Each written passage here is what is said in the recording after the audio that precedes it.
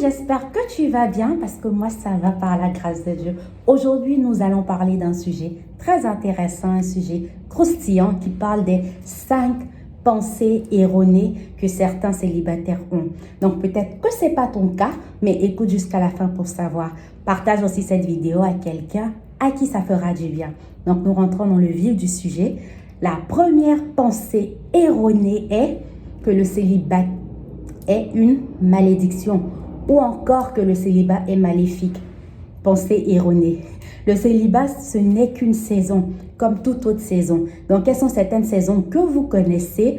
Dites-les en commentaire, mais il y a la saison de soleil, ensoleillé, il y a la saison de pluie, il y a la saison, dans d'autres continents encore, il y en a plus de saisons. Ce qu'on sait avec les saisons, c'est qu'il y a un commencement et il y a une fin. Il y a un temps marqué. Mais quand il en vient à la saison du célibat, il n'y a pas de temps marqué en avance pour chacun de nous. Peut-être c'est là la confusion, mais n'oublions pas, ce n'est qu'une saison. Laissez-moi vous ramener en arrière pour certains. C'est lorsque nous étions encore au primaire, il y a une saison de primaire où nous avons passé les différentes étapes, les différentes classes. Et lorsque nous étions prêts à aller à l'école secondaire, nous étions tout contents, tout heureux parce que pour certains, nous allions changer d'uniforme, nous allions porter une autre couleur, nous allions avoir d'autres expériences et tout le monde est content, tout le monde est heureux. Lorsque nous arrivons dans la prochaine saison, nous nous disons « Ok, une autre saison, une autre responsabilité et bien d'autres choses. » Encore, ça nous est arrivé lorsque nous étions à l'école secondaire et nous nous préparions pour l'université. Tout content, tout joyeux, nous nous préparions pour l'université. Une fois à l'université, une autre saison de vie, il y avait encore d'autres attentes. C'est pareil, le célibat n'est qu'une saison. Et bientôt, vous passerez à une autre saison de votre vie, si vous le croyez bien sûr. La deuxième erreur ou encore pensée erronée que certains ont, c'est qu'il y a une seule personne pour vous. Donc, certains sont dans l'idéalisme, c'est pas mauvais, mais certains sont dans cette pensée de savoir qu'il y a une seule personne pour moi. Donc, je suis la cote de quelqu'un et il n'y a que personne A pour personne B et non personne C et tout se mélange. Non, c'est une pensée erronée. Il n'y a pas qu'une seule personne pour toi. On peut voir du passage de la Genèse où Dieu a fait venir à Adam, le premier homme, une quantité d'animaux pour que celui-ci les nomme. Donc, Dieu ne choisira pas à ta place. Ça, c'est une pensée positive à avoir. Dieu ne choisira pas à ta place.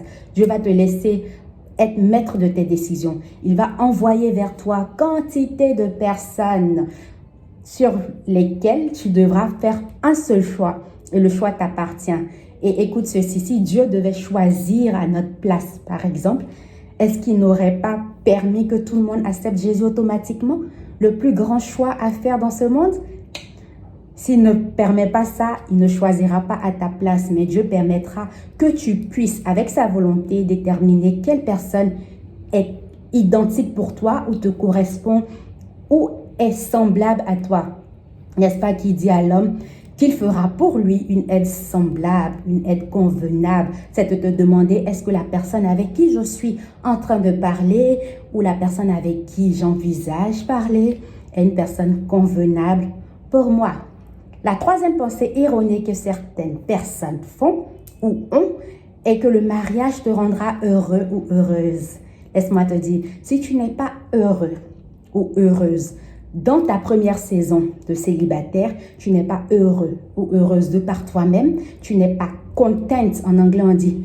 Tu te contiens pas, si ça peut se dire en français, mais le français minimise ça. If you are not content on your own, si de par toi-même, tu ne te rends pas heureux, tu ne te rends pas épanoui, tu ne fais pas ton bonheur, tu n'es pas ta joie, etc., ça sera vraiment difficile pour quelqu'un d'autre de te redonner tout ce plaisir que toi-même, tu ne peux d'abord te donner.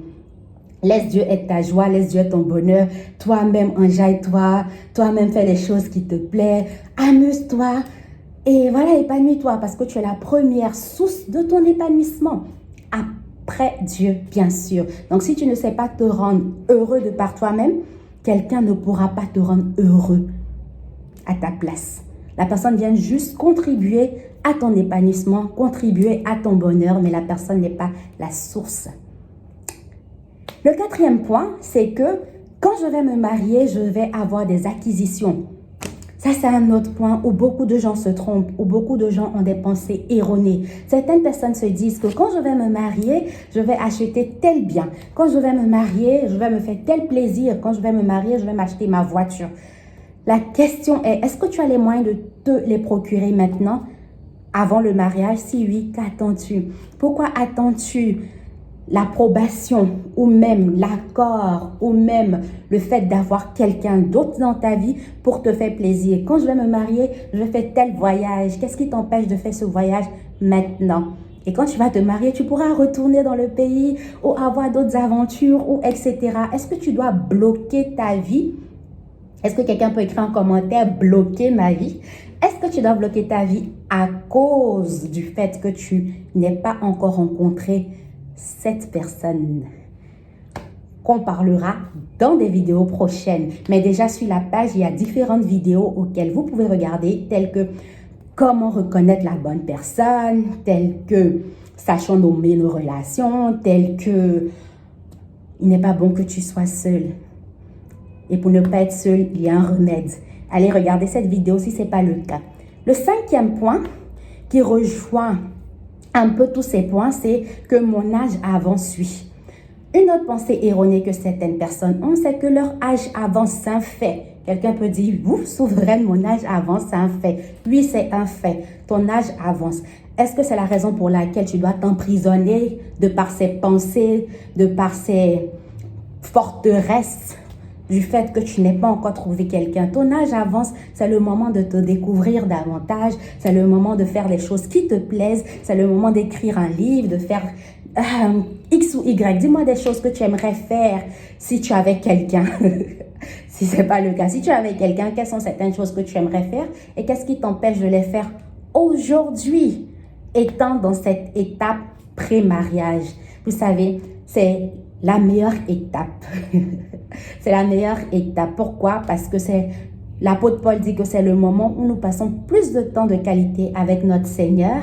Ça peut être cliché, mais vraiment c'est la meilleure étape où tu te découvres toi-même, où tu fais les choses qui te plaisent, où tu t'enjailles, où tu n'as pas nécessairement besoin de l'approbation ou la validation de d'autres personnes. C'est le moment de te réaliser, de te découvrir. Parce que si tu ne t'es pas découverte en tant que personne ici, individu seul, est-ce que tu pourras te découvrir alors que tu es en train de découvrir quelqu'un d'autre? Important de se découvrir, important de faire les choses auxquelles Dieu nous appelle, important de vraiment se déployer dans cette étape avant de passer à l'autre étape. Et ma prière pour toi, c'est que tu passes à l'autre étape selon le temps marqué de Dieu. Dans une prochaine vidéo, nous parlerons de d'autres erreurs, de d'autres pensées erronées que d'autres personnes ont quand il en vient aux relations. Donc, dites-moi en commentaire ce que vous avez appris. Partagez avec moi certaines erreurs que je n'ai pas mentionnées, certaines pensées auxquelles je n'ai pas parlé. Et ensemble, nous causerons dans les commentaires. Laissez-moi un commentaire. N'oubliez pas de souscrire, de vous abonner et d'activer la cloche de notification. Moi, c'est Souveraine à l'aube.